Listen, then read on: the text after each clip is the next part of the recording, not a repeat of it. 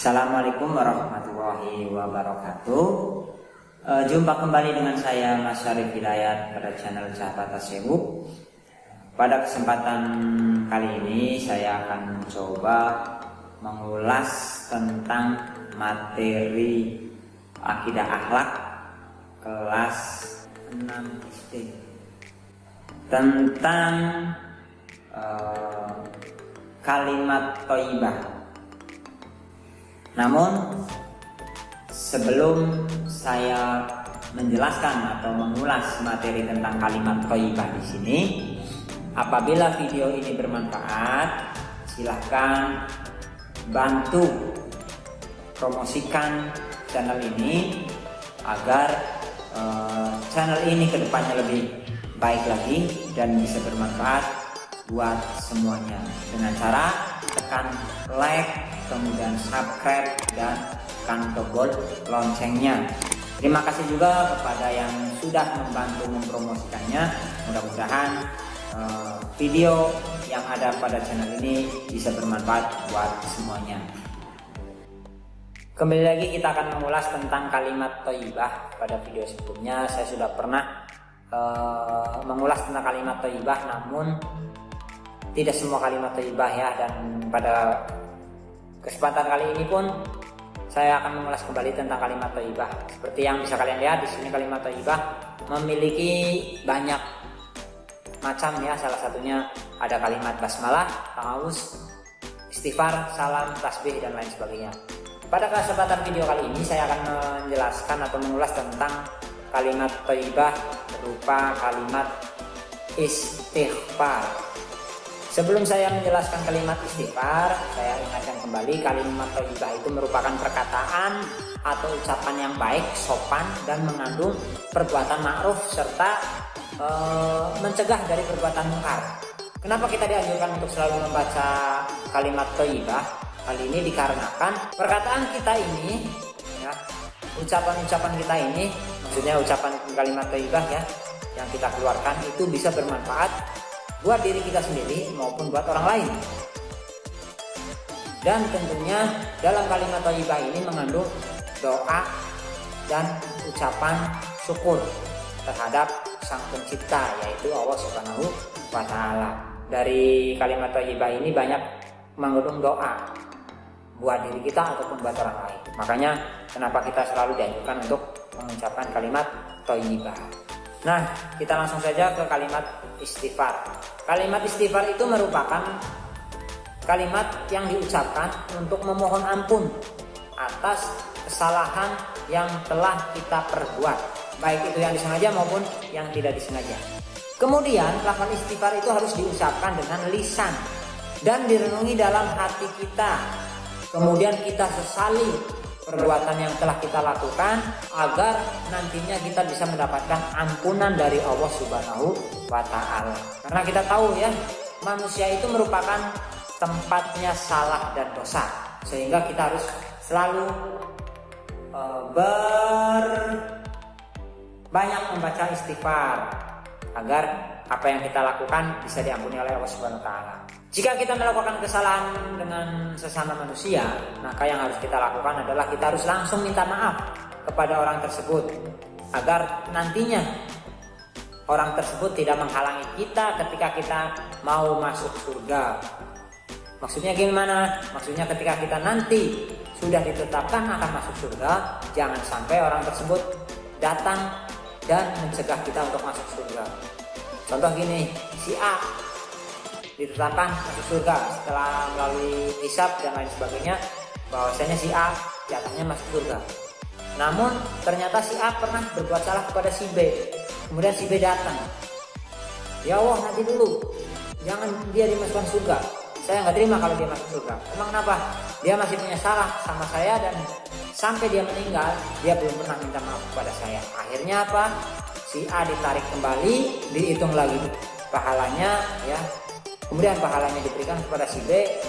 Akhirnya si A tidak jadi masuk surga. Nauzubillah ya. Maka kita harus selalu ingat dengan apa yang kita lakukan dan selalu membaca lafaz istighfar. Orang yang berani meminta maaf itu merupakan orang yang memiliki jiwa yang besar Hal ini dikarenakan orang tersebut sudah berani mengalahkan hawa nafsunya, sehingga orang tersebut dikatakan orang yang memiliki jiwa yang besar. Mengucapkan lafal istighfar juga bisa meredamkan hati kita yang sedang gundah, marah, ya, dan kesal. Itu bisa diredamkan dengan membaca istighfar. Selain itu, istighfar juga bisa mengingatkan kita atas dosa-dosa yang pernah kita lakukan, sehingga kita tidak mau terjerumus kembali ke dosa tersebut, dan yang ada malah menyuruh kita untuk selalu memperbaiki diri kita agar lebih baik lagi. Kemudian jika kita melakukan kesalahan yang berkaitan langsung dengan Allah, apa yang harus kita lakukan? Yang harus kita lakukan yaitu kita harus langsung bertobat dan memperbanyak membaca Astagfirullahaladzim. Tujuannya agar apa? Agar apa yang telah kita lakukan bisa langsung mendapatkan ampunan dari Allah Subhanahu wa Ta'ala.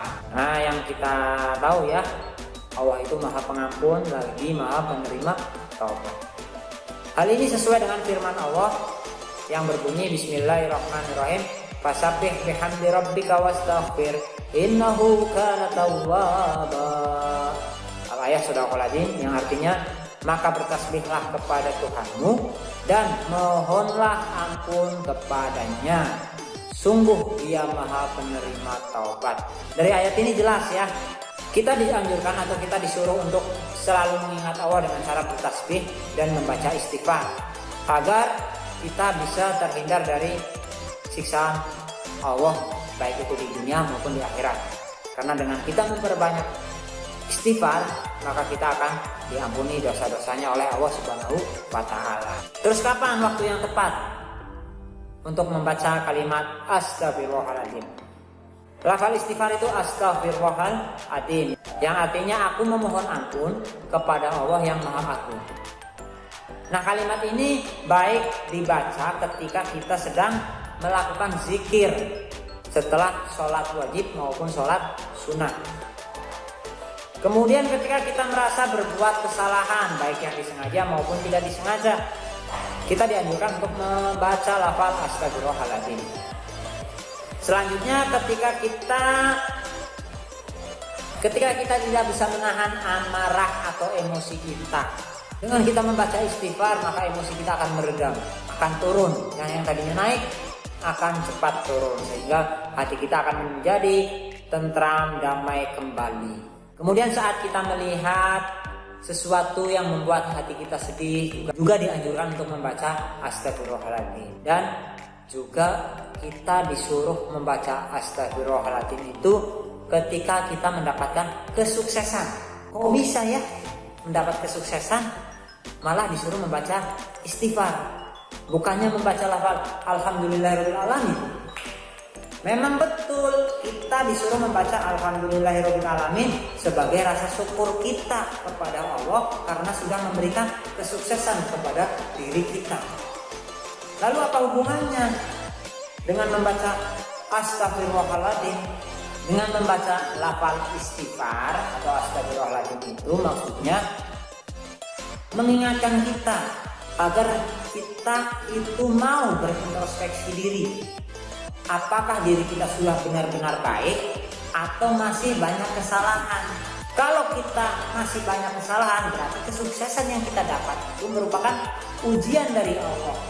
Allah menguji diri kita karena Allah masih sayang dan cinta kepada kita. Makanya Allah memberikan kesuksesan ya. Kita harus ingat, walaupun kita masih banyak kesalahan, ternyata Allah masih sayang dengan kita sehingga Allah memberikan kesuksesan kepada kita. Namun kesuksesan tersebut juga merupakan ujian dari Allah, yang tentunya dengan ujian tersebut ya, apakah kita bisa membawa kesuksesan tersebut kepada jalan kebaikan atau kepada jalan keburukan. Kalau bisa membawa kepada jalan kebaikan, maka tentu Allah akan memberikan kesuksesan yang lebih banyak lagi. Namun ketika kesuksesan tersebut digunakan salah kaprah ya, digunakan kepada jalan keburukan, maka Allah akan mengambil kesuksesan itu kembali. Makanya ya, bagi kita semua yang sedang sukses atau yang belum sukses, berbanyak baca istighfar. Dan bagi yang sudah sukses atau mendapatkan rezeki yang berlimpah, kemewahan dan lain sebagainya, kita harus ingat bahwasanya kesuksesan itu merupakan pemberian dari Allah Subhanahu wa taala yang harus kita jaga dan harus kita gunakan dengan baik. Kemudian apa yang kita dapatkan ketika kita sering membaca kalimat istighfar? Yang kita dapatkan ketika kita membaca kalimat istighfar ya, itu banyak manfaatnya. Namun sebelumnya saya ingatkan kembali, mengucapkan kalimat thayyibah itu bukan hanya ketika kita mendapatkan kebahagiaan, mendapatkan hadiah, atau melihat sesuatu yang indah, melainkan kita disuruh atau membiasakan membaca kalimat thayyibah itu sejak kecil. Hal ini dikarenakan akhlak dan kepribadian seseorang itu bisa dilihat dari ucapannya masing-masing. Jika ucapannya baik, maka orang akan menilai kita sebagai seorang yang baik. Namun jika ucapan kita jelek, maka orang akan menilai kita sebagai orang yang jelek atau buruk ya. Auzubillah. Makanya kita jaga lidah kita, ucapan kita dengan hal-hal yang baik. Jangan kita gunakan dengan hal-hal yang kotor atau jorok. Hikmah yang kita dapat ketika kita mengucapkan kalimat istighfar, yang pertama yaitu kita mendapatkan ampunan dari Allah Subhanahu wa taala.